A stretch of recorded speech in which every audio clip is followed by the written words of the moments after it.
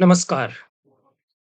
Under the series of discussions on the new publications, I'm happy to place on record that the English translation of my Sanskrit novel, Manavi, has been brought out.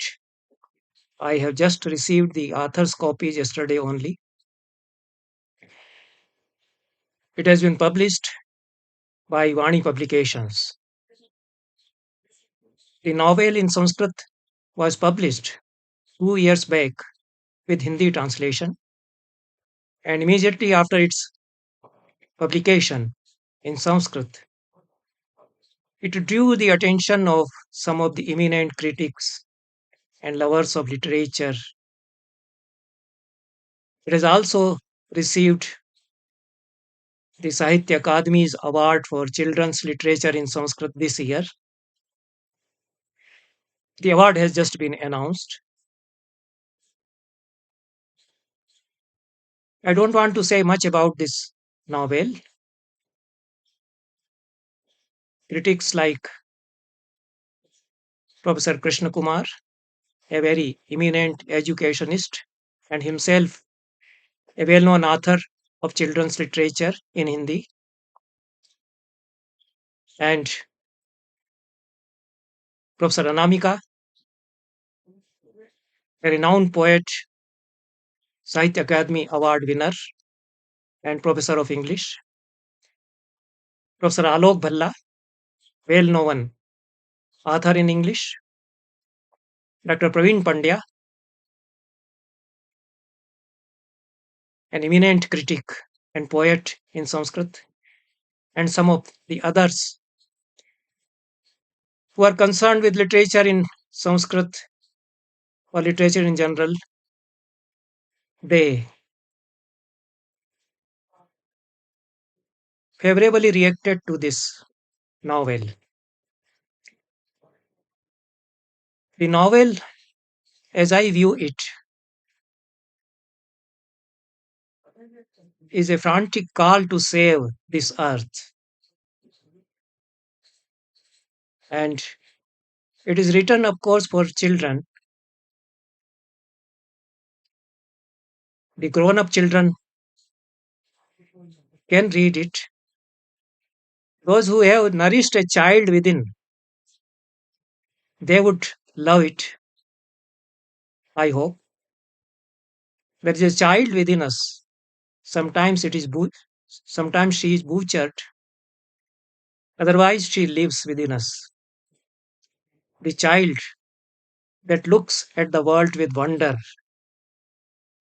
The child that creates fantasies and understands the phenomena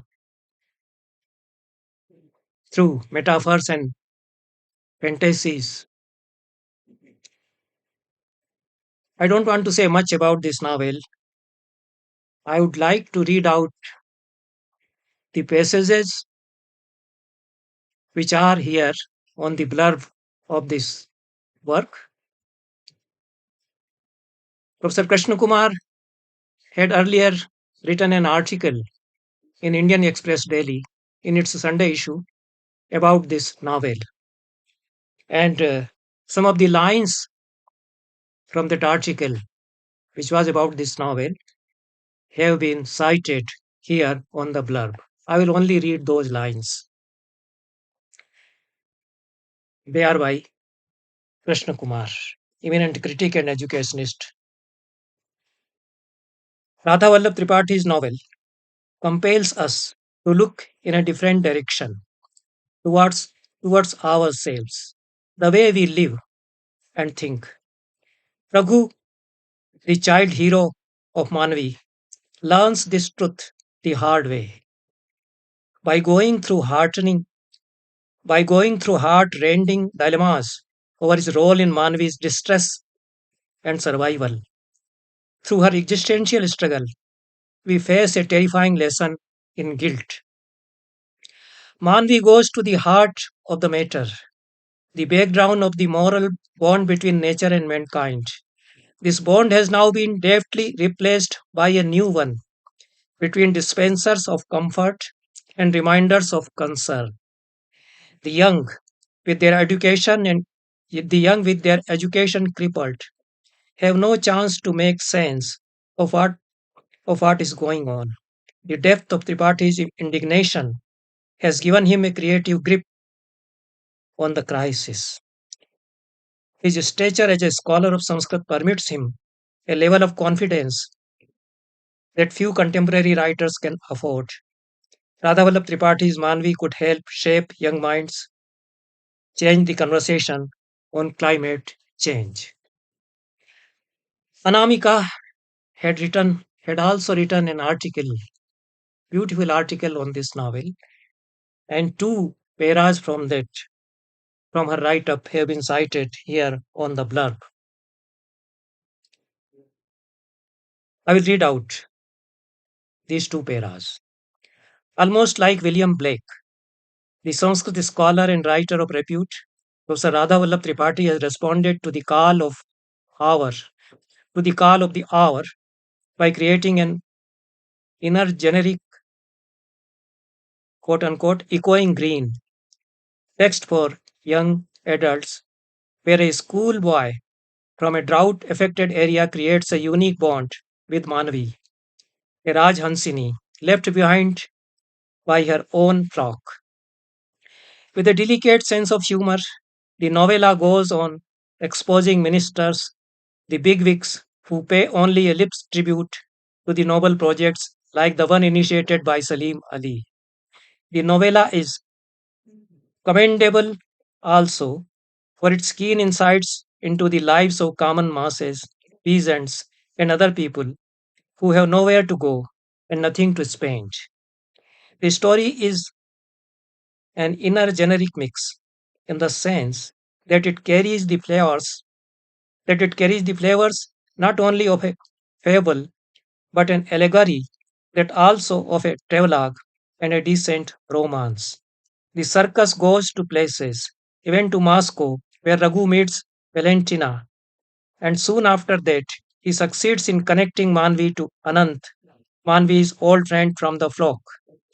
We keep dreaming of a universe where men, women, and this cosmos, with its great fleet of creatures, great and small, live together in perfect amity.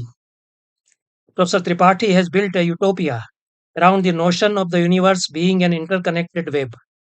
Manvi suffers a burn in her own throat when Raghu tells a lie.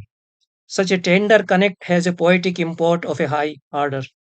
We have heard stories of saints like Paramhans bearing the marks of lashes on his own back when he saw an English officer thrashing a poor fisherman on the other bank of the river.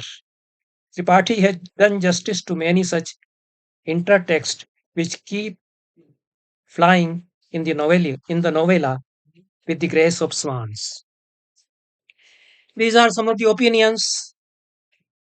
I have no words to thank these great eminent critics and scholars who have spoken so kindly and generously about this novel. But Praveen Pandya, our young friend, who himself is an eminent critic and a Sanskrit scholar, also has his own view about the text, about this text, and he sees it as a text highlighting the dichotomy between tradition and modernity in our age and the loss of values in our contemporary society. With this, I hope that Manvi will be loved by those who love the beauties of this earth, who love the beauty of nature and environment on this earth, on our beautiful planet, and by those who want to save this earth from disaster. Thank you.